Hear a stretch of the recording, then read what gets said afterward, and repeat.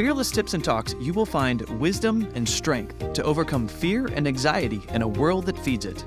Fear and anxiety doesn't pick sides. We all experience it in different ways. In Fearless Talks, I'll introduce you to humble men and women who battled fear and were better off because of it. Join us every other Thursday to learn from these powerful interviews. Hey, Fearless family, my name is Christy and I'm your host today for Fearless Talks. My guest today is someone incredibly special. Here's her official bio, but then I'm going to tell you a little bit how I know her personally. Lauren Gaines is an author, writer, teacher, and mother. She's the creator of Inspired Motherhood, a thriving online community for moms to find practical tools to raise spiritually and emotionally healthy kids. Lauren has a unique take on parenting, as she's a busy mom of 3 children and holds a master's degree in school psychology. Lauren is married to Daryl, and they live in Pennsylvania with their 3 kids. And here's how I personally know Lauren. We got to virtually know each other over a boot camp book proposal community. And her and I just really hit it off, just understood each other, and we're both writers getting ready to launch books really, really soon. So without further ado, I am so excited to bring the interview I had with Lauren to you. Hey, Lauren, welcome to the show. We are so glad to have you. Well, so I would love to know a little bit more about you and for our Fearless listeners, why you can relate to the Fearless audience. Yes, Christy, thank you so much for having me. It's such an honor to talk to your audience. And Christy and I have connected what is like 2 years ago now, and we have some overlap. I probably work more primarily with kids when it comes to fear and anxiety, but with my background, I was a school psychologist before kids. So a lot of people think that's a school counselor, and it is kind of like that. So I worked in Baltimore City public schools when I first started. So there was a lot of counseling, individual, group counseling, but I also did some testing for special education. So there was a range of kids that I worked with. Some were just in regular education, the regular group. And then there were kids where it was more severe, ADHD, depression, schizophrenia, autism, Down syndrome. Like the range was pretty high. But now I have 3 kids of my own, and one of my kids has a little bit of a struggle with some worry thoughts. And so I've been working through this with her, and it just brought me back to like, oh my goodness, this was me as a kid, but I just didn't have the language for it. No one talked about that, 20 years ago, 30 years ago. And so I feel like this is something that I have experience with professionally, but then also personally. And so it's something that, I think our world is really struggling with and dealing with. And I have a heart just like you to see people free from that, because it can be so crippling. It absolutely can. You mentioned a little bit about that you've personally struggled with it.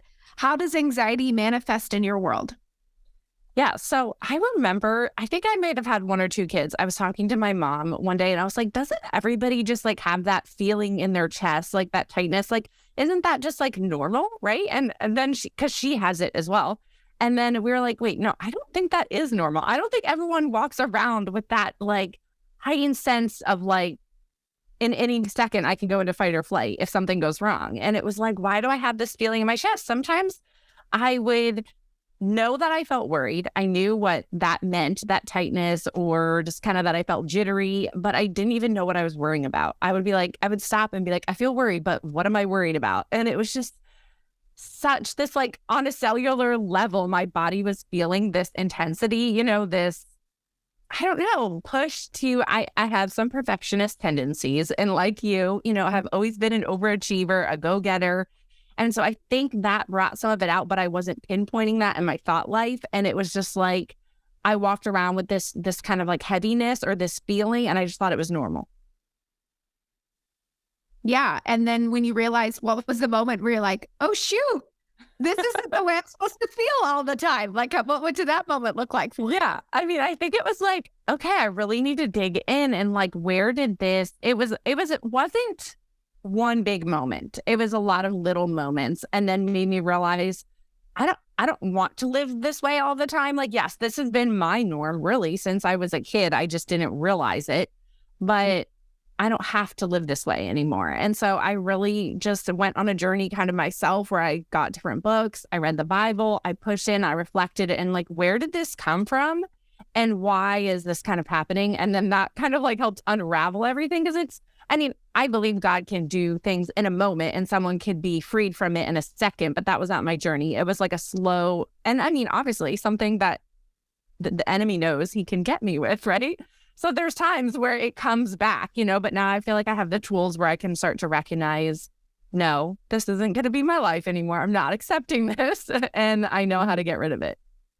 I love that you mentioned that, because I think so many of us get stuck in this rut of just like, oh, aren't I supposed to feel like I can never sleep and have insomnia? And aren't I supposed to have that heavy band of, chest feeling? It's like we get so conditioned to feeling anxious that we don't even realize that it's not normal. So I love that you looked at it and said, you know what? I don't want to live like this anymore. In my book, I have a whole chapter and I call them smoke alarms. And the smoke alarms are what I'm so passionate about teaching people so that they can have that moment you had where you're like, or the lot of small moments where you're like, I don't want this to continue to happen anymore. So Lauren, I'm grateful that, you did the hard work to help yourself understand that you don't have to live like that. But let's be honest, anxiety is on the rise, and our children, which is what you are super passionate about, aren't being left a very peaceful world, right? There are things that are just completely and totally bringing them down in the fear and anxiety world. So I would love for you to give our listeners a spiritual and practical piece of advice to help deal with a child, because you said you have a specific child that has a lot of worries. What would you tell them? How would you help them right now? Yes. Oh my gosh, I could say so many things about what you just said, because I did some research. I thought that the pandemic had just made anxiety rise. I felt like everybody was feeling it, and especially in kids. So I did some research, but it was already rising pre-pandemic. It was already on this like steady increase. And I think that just kind of accelerated it. So I think this has kind of been the trend anyway, whether the pandemic would have happened or not, our kids were feeling it.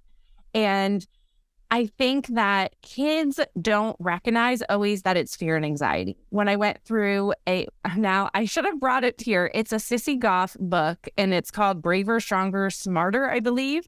And it's a workbook that you can work through with your child. And I was working through it with my child, and I read these pages and I was like, oh my goodness, this was me as a kid. And they list like personality traits and kind of characteristics that could tend to have more anxious thoughts or worry come naturally, because it's also on somewhat of a cellular level. It can be inherited, from generations, whether that's nature or nurture. That's not a debate I'm going to get into, but I think that some of us are just more prone to feeling this way from our DNA.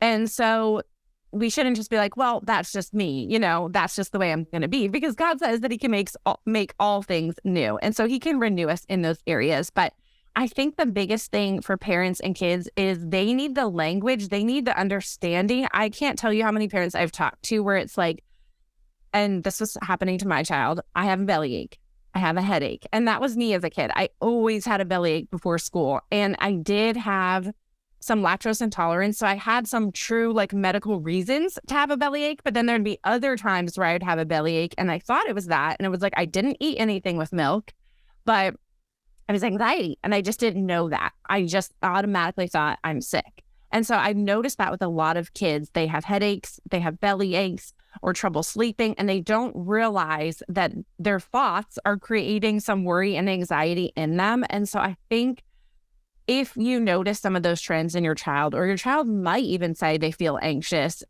one of the best things we can do is give them that language and understanding and the reflection of understanding how their thoughts affect their feelings, which affect their actions, because we're not taught that. Some adults even struggle with that. But I think kids may not recognize those smoke alarms like you talked about. They may not realize that means something is off. They just are concentrating on like, well, my head hurts, or, well, I don't want to go to school because of XYZ.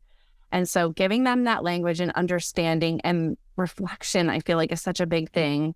Sometimes it can be hard in the moment, But I think when the moment has passed, kind of working through, what were you feeling in that situation? What did your body feel like? What were your hands feeling? What was your heart feeling? Working through all that so they can start to recognize, okay, I have this tightness in my chest and that means XYZ. And Lauren, you are really studied on this, so I'm going to ask you a deeper question. But I think there's probably going to be some parents listening here and be like, well, maybe it's not a headache and maybe it's not a stomach ache, but it's anger outbursts or it's retreating. And like all of a sudden, it's like your totally introverted child is like totally in their room, not talking, And so can those sorts of things, you said that circle of things, can those sort of things be kind of smoke alarms too? Yes, for sure. I think it depends on the child. Some people are more exploders where they'll take it out, where others are imploders. Well, they'll do it to themselves, and it's not going to be as a parent because you're not going to see those actions coming out. They're not like punching walls or saying mean things. And I think when we kind of notice that equilibrium goes off, where there's like really these peaks, and after school, a lot of times kids tend to explode or they may retreat. And the school thing is tough. I think we need to process some of that with our kids, especially kids who maybe are highly sensitive or struggle with fear and anxiety. School can be hard. And then when they're home, they just let everything loose and it may just dump out in anger or wanting to be alone. And so I think working through that with them and again, giving them language or like, hey, I noticed this is happening. Do you notice that? Like, what are you thinking about? What are you feeling? Why do you think this could be happening? And looking at the patterns can be helpful to give them understanding and parents. That's so good, Lauren. So giving your children language, like teaching them to be able to come and say, hey, I'm anxious. I feel anxious because I have something, butterflies in my belly, or my head has been hurting, or my jaw is actually really sore. Like, and then us as parents going, okay, that is language that they're trying to tell us that it's not just a stomach ache. They maybe didn't just eat a bad slice of pizza, that they really are trying to tell us that there's something going on that is creating anxiety in their life. And I think that that's so big because a lot of times we really just kind of push it off. I don't know why this is, but I did it too. But it's like, we don't think it could be anxiety. I remember when the doctor looked at me and he said, Christy, you have severe panic and anxiety disorder. And I was like, you're crazy. There's no way. There's no way this is anxiety. You better tell me what's wrong with me right now. And they're like, that's what's wrong with you. So for some reason, we have this weird feeling or just thought process that it can't be stress and anxiety. Why do you think that is? Oh my goodness, that is a good question. I don't know. I'm not sure. I think a lot of times because we're not slowing down enough to really recognize maybe our thoughts, because I felt that way too before. I'm like, I'm sleeping fine at night. I think I'm fine. But then when I would really sit down and look at what I was thinking, I was like, yeah, that's not great. That's not helpful. That's not giving, and I think kids don't realize that it's something bigger going on. And so we're problem solvers. We're busy. We're like, okay, your stomach hurts. Take a Tums. Or, okay, you can't sleep. Like, here, let's put some essential oil Melatonin. Yeah, melatonin. Oh my goodness. I know many parents use that. And so I think we're just problem solvers and we're busy. And so we just kind of put the Band-Aid on, really. And then I think when that Band-Aid stops working, that's when we really look back and we're like, okay, something's not right, because these things that normally help are not helping anymore. That's so good. So tackling anxiety is a beast and it's really difficult to overcome. Maybe in your parenting or personally, how has tackling anxiety made you stronger and better on the other side?